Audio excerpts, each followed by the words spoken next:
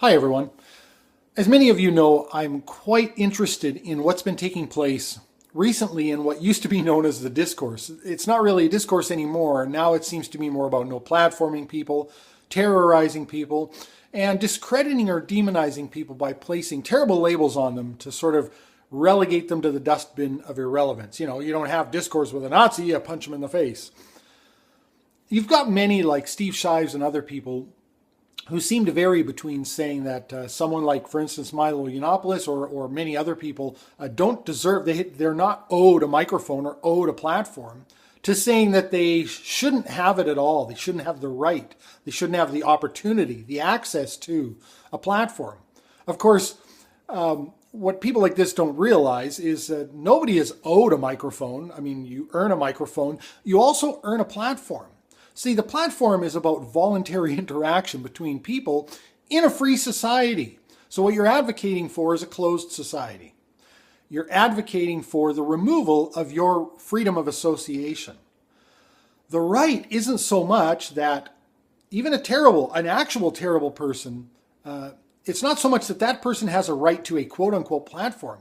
It's that the people who would voluntarily gather to formulate that platform have a right to avail themselves of whatever speech they may wish to hear.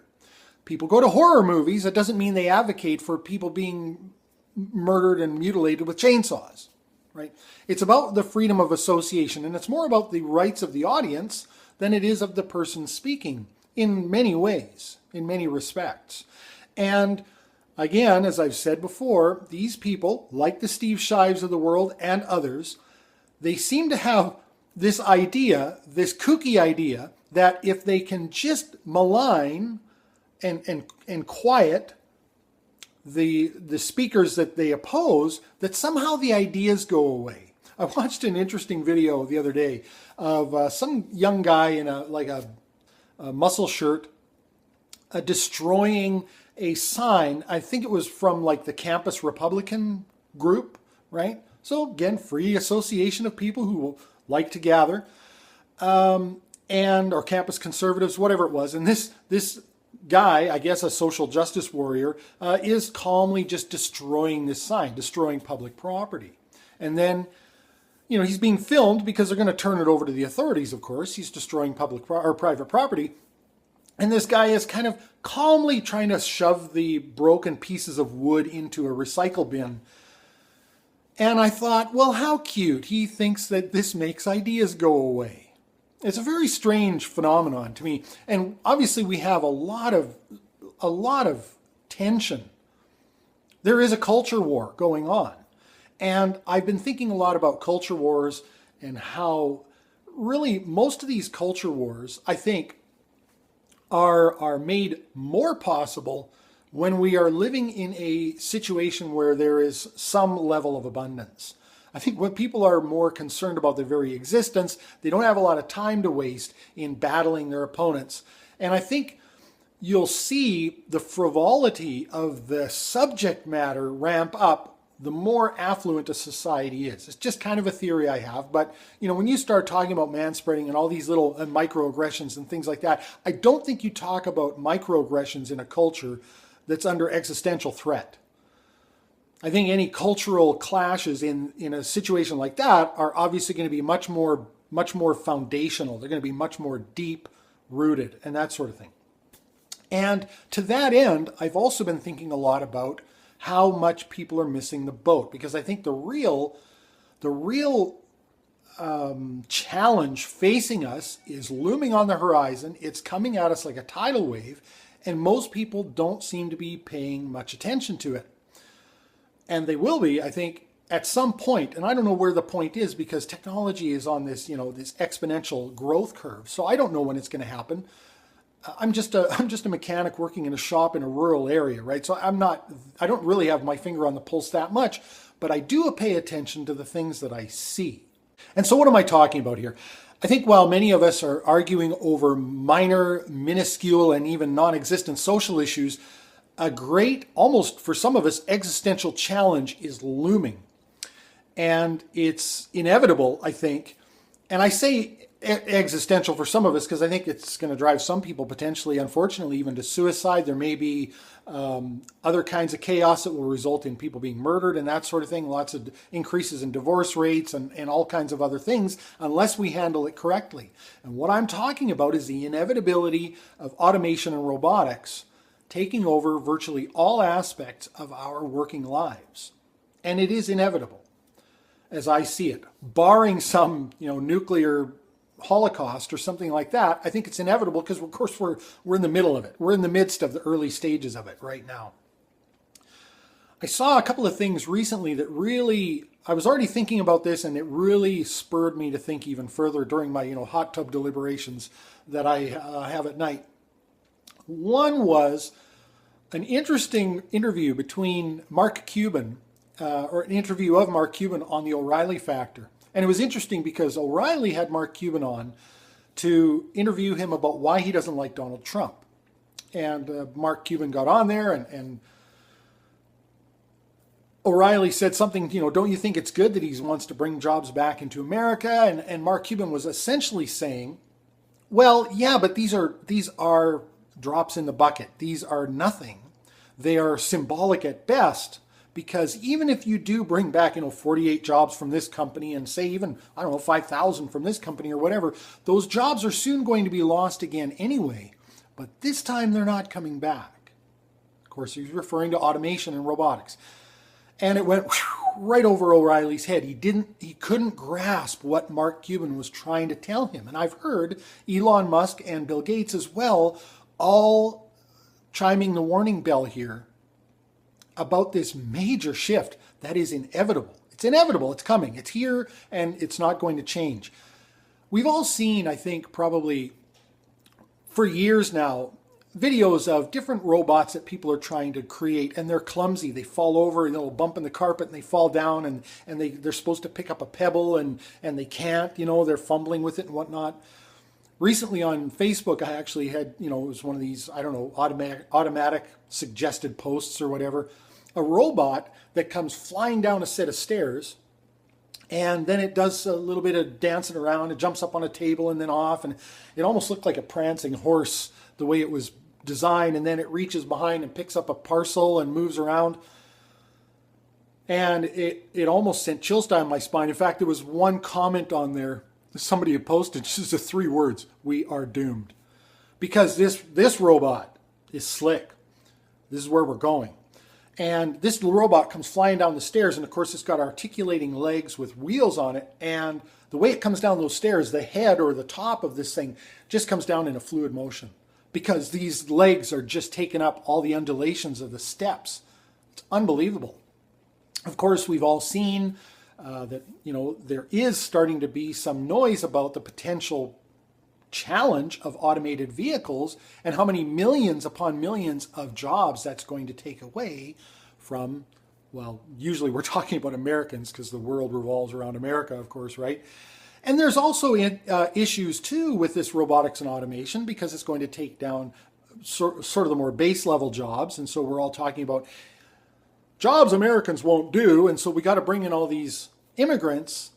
But if those jobs are going to be lost, then we're dooming people who we're bringing into the country to be unemployable because they won't have the kind of degrees and other things that they will need to have some of the higher level jobs that for now will be safe. Although everything is going to be automated, computerized, automated, you name it, including the engineers. I think, this is just a prediction, I think that the best robotics, the best engineering feats, and even solutions to things like climate change are going to come from AI in the future. The best engineers will no longer be human beings. At that point, there will be no need. We need designers and engineers now to design the artificial intelligence and the robotics and the automation, but eventually that stuff is going to take on a life of its own, and there will be no place for a human being because you will not be able to compete with the efficiency and the accuracy of AI computer design. But for now, I think what you're going to see is a shift. The lower level jobs are all going to be automated, and that's going to create a lot of strife and tension for people. We've all seen, maybe we haven't all seen, an ad from Lexus where there's a guy who's remembering back. He's sort of gray hair, gray beard, and he's remembering back to his younger self with a little darker hair and a little darker beard, and driving this red Lexus and what it was like to be part of this machine and how awesome it was. And then at the end of the video, it goes back to him as his now self, the gray bearded guy, and his hands come off the steering wheel and he's sitting in this little pod car that goes flying away. In other words, it's completely automated, and the ad is him remembering back to a day when you used to actually drive a car. It's inevitable. It's coming. There was another ad, or sort of I know there's been some controversy and some, I don't know if people are saying the video was staged or if it was leaked. It was a failure that was supposed to be a good video, but it was a failure, so it was leaked. But a UPS video where there's a drone that's supposed to fly out of the top of a UPS van and deliver parcels, and there's a woman inside placing the parcels from inside the van into the basket, and she's got a smile on her face as the drone's supposed to fly away, but the drone gets hung up and it doesn't really fly away properly. And so again, I don't know if this was supposed to be a hoax or if it was actually meant to be a promotional video that went wrong, but then it got leaked. I don't know. But the whole point is, with the people that are missing, is she's sitting there smiling, putting placing the parcel in the basket. No! The point is, she will be automated. The whole process will be automated. You will have warehouses with robotic freight pickers that will be going from pallet to pallet. They will be supplying different modules that will go into different vehicles. It will be delivered to a central location, and drones will fly, or however that will work. It will all be automated. Whether it's drones or little robots, doesn't matter. Eventually that stuff will all be automated. And so I think obviously this is going to pose a near existential crisis for a lot of people. And how we transition into this is going to be critical. Mark Cuban was talking a little bit about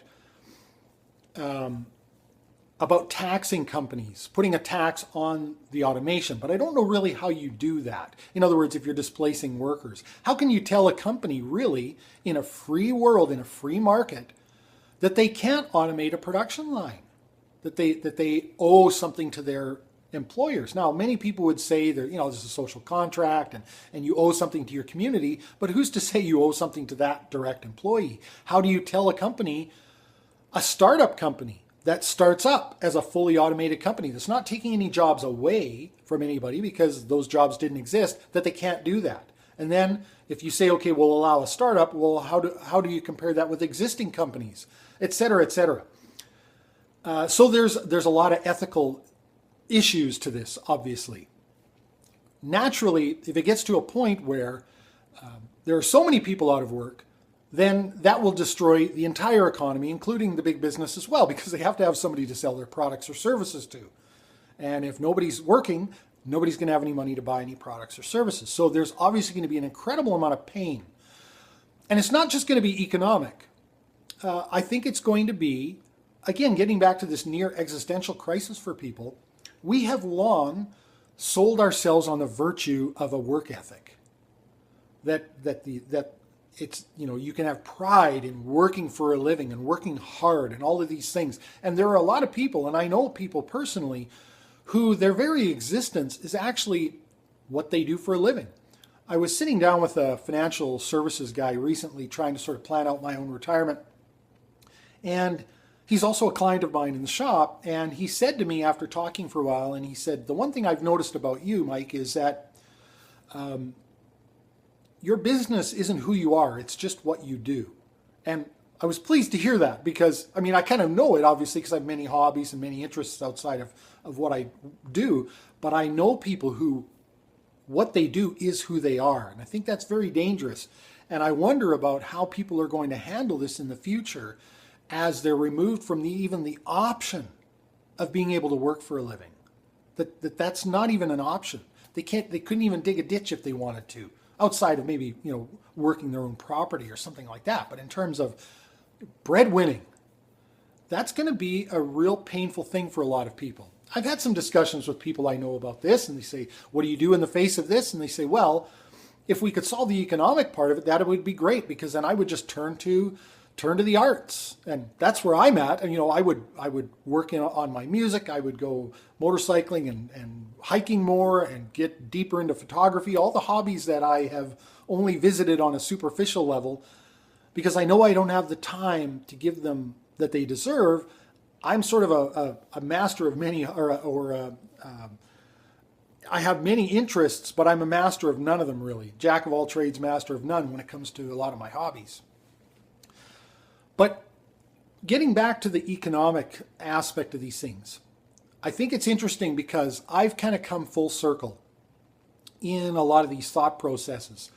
There's a guy that many of you have heard of now. He's gained in popularity quite a bit. He's got a lot of good things to say. He tends to be pretty arrogant at some times. He's got a lot of things that I don't agree with. However, Stefan Molyneux has increased in his exposure and his notoriety and whatever. And how I came to know about Stefan Molyneux was a number of years ago now. I had watched the movie Zeitgeist. And through that movie, I became aware of the Venus Project. The Venus Project is a project, I think a lot of the design and engineering behind it, at least in terms of the conceptual side of things, was from Jacques Fresco. He's like an industrial designer, I guess, I'm not sure. And the idea behind the Venus Project is a resource-based economy. Basically, their premise was that in the future, everything will be automated, everything will be able to be done by a computer. What we'll need to do is manage the Earth's resources, and man will be freed from the need to enact labor. We'll be able to turn to our more esoteric side and dive into whatever things that we would like to, because there will be no need for human labor. Machines will do it all, and computers will manage the Earth's resources. And I thought, that sounds pretty futuristic. However, it makes sense, especially if mankind could rise to a level, and I'm not so sure about that now, and I have some real concerns about transitions when it comes to political, things that happen, under the covers. The things that are going on right now blow my mind. The kind of espionage type things. But if we could get to a point where human beings could actually handle it, it would be phenomenal. It would be utopian, not to misuse that word. I mean, it would be a great scenario if you could actually pull it off, where you have a society where people are able to pursue the interests that they're passionate about, because they no longer have the need to enact labor, and in fact couldn't if they wanted to, because it would be pointless. You cannot compete with the efficiency of the computers and the machines. And Peter Joseph, I think, is the guy who made the Zeitgeist movie. He had a debate with Stefan Molyneux. I think at first Stefan Molyneux did a couple of debunking videos on the Venus Project, and he basically was saying that you can't have a resource-based economy because a central computer will never be able to accurately determine human wants and desires in relation to the resources available, because the resources are finite and human desires are infinite. So people will just be pressing the button, I want a scooter, I want a scooter, I want a scooter, and I want 10 scooters, I want 11 scooters, and et cetera, et cetera. The supply and demand of our current economic model is the best way, the price signal, which is what tells manufacturers how many of something to make and what price to price it at, and how to best allocate resources. That our current free market economy is the best way to do that. Now, he had a debate with Peter Joseph, and it was pretty rude. It was not a calm sit down, let me hear your ideas, let me mull those over, let me bring about my natural rebuttals to those, the things that come to mind, and let's feel this out. It was definitely, you are wrong, and I'm going to show you how you're wrong during this discussion. And he wasn't nice about it. He also was not very charitable in how much leeway he was willing to give Peter Joseph when it came to figuring out how certain things, problems are going to be solved. He basically said, if you can't solve this problem here and now, well, then your whole theory is debunked. But he asks much more than that of people who challenge his notions of, say, anarchism, because he is an anarchist, or at least he used to be. I don't think he is anymore. He used to be an atheist and an anarchist, but if you watch his videos recently, you'll see some things have changed there. Because when he's discussing anarchism, people will say, yeah, well, how will the roads be built in an anarchist society? And he says, I don't know, but it doesn't matter. Because if you were to say to someone back in the days of slavery, we got to abolish slavery, it's immoral. And someone will say, yeah, but how are the crops going to be harvested and planted and grown if we don't have, slaves? And he says, at that moment, you might not have had the idea, but it didn't matter, because the principle was important, that we need to abolish slavery because it's immoral. He said, if you were to say to people back in those days, well, in the future there will be these giant machines that run on the squashed juices of ancient trees and dinosaurs that will plant and pluck all the crops, they would have been incredulous, but that's essentially kind of exactly what's happened. So he's using that example to say, I don't have to answer how the roads will be built and how complex social problems will be solved in an anarchist society, because the state itself is immoral, so we must abolish the state. So again, he's asking for people to give him a lot more leeway than he's willing to give the sort of resource-based economy. And I think in many ways, it is kind of, again, it flies in the face of his proclamations to say a central computer couldn't possibly manage the resources with regards to all of the human beings on the planet's desires and what's reasonable, et cetera, given the resources available and how to make it equitable and all that, when that's essentially exactly what he's asking. He's asking people not to have too much of a mind for how it's going to work out, because it's going to work out. And I don't think it takes too much imagination, given the amount of acceleration we've seen in the high-tech fields, to imagine that you couldn't somehow have a computer system, you'd have prime directives and things like that programmed into it that couldn't have a pretty good grasp on managing resources. Because again, we're going to be talking about some advanced AI in the future, and the computing power already that we've seen. Imagine the difference in computing power over the last 20 years. It's immense. It's incredible. And so I think it's a distinct lack of imagination that has someone say, there's no way that you're going to be able to set this computer up that's going to be able to properly allocate resources. I'm going to break this video up into two parts because, as many of you know, my ISP sucks balls. So I'm going to have to upload it in two parts. But please, if you've made it this far, thank you. But also make sure you watch part two, because part two is where I wrap all this up together to talk a little bit more about what's happening today in terms of a lot of the protests, the anti-capitalist protests, the rise of sort of a nouveau socialist ideal amongst a lot of young people, and how automation ties into all of this, and how we can either have a great challenge ahead of us, or we solve a lot of the problems that have faced humanity for as long as humanity's just about been around, or at least as long as people have been, certainly since the Industrial Revolution at the very least. So stay tuned for part two. Thanks for watching.